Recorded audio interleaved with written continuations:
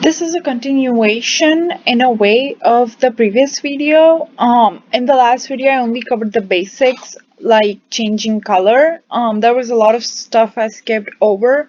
So in case you're exploring more and you want to come back to this video to see what these extra things are doing exactly, I'm gonna cover all of that here. So we changed our text color, our background color, removed a text box, and edited this text box to remove the phone number, right? So let's go back to the settings for this container. To refresh our memory, I went into background, I removed the purple background image, and I added a background color. Now, there's still a lot going on here. A lot of these things are for background image. So if you do choose to add an image instead of a background color, you can repeat it on the x-axis and you can repeat it on the y-axis as you find it suitable. I would recommend not using any photos as backgrounds or even patterns unless there's little to no amount of text up there. So, alright, we forgot to change this background type color, and then so you also have to select background type color. If you do select background type image, then you'll have an image style properties and things like that. It doesn't really affect because it doesn't affect how your website looks right now if you have no image and only color. So if you select color, that will override no image. So let's go here and well, here is pattern. So if we look into pattern, we can select one of these patterns. Let's select that just for fun. I hope I can go back to the previous setting. So that's a pattern. That's a pretty minimal pattern. So I think that's good. It's not too distracting. And we could even keep it like that if we change the text color, because a colorblind person wouldn't be able to read this white on this cream background. So let's refresh this so our settings aren't saved. And we're back to the brown like it was. I just changed my color palette, so it's E37222. So I'm gonna go here. I'm going to go to background.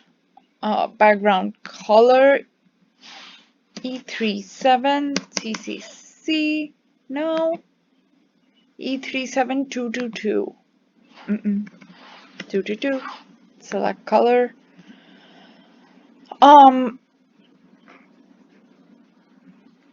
Now there are properties for color as well. Background color opacity is always between 0 and 1. Because it's 1 right now, we're gonna look at a full solid color. If I change the opacity to where is it? Background. If you change the opacity to 0.5 and save it, it's going to become lighter. So this is a really good thing you can do with images. If you have one whole web page with just an image, you can reduce the opacity to have it be subdued and have the text be readable. Some other things that are available to us here is, let's see what this is. Blur. Save options kind of blurs it. How does that look? Preview.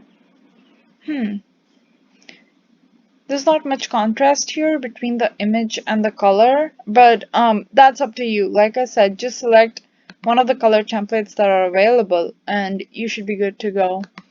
So now I did not update my page.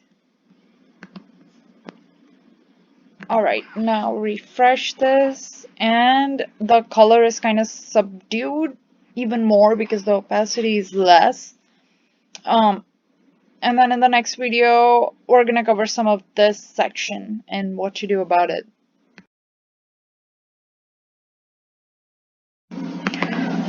Another thing on our front page, on the top of our home page, are our social links, which we did not edit yet. So social network is another element in this container. So you just double click on it and you can add all of your links right here. So my Facebook link is right there. I've copied my LinkedIn.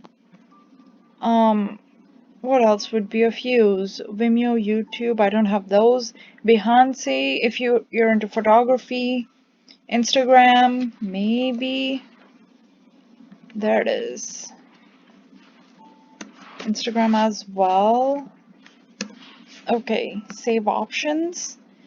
And let me go update this. So now when you refresh this web page, links should work. So I click on LinkedIn and it goes to my LinkedIn. Instagram, went to my Instagram.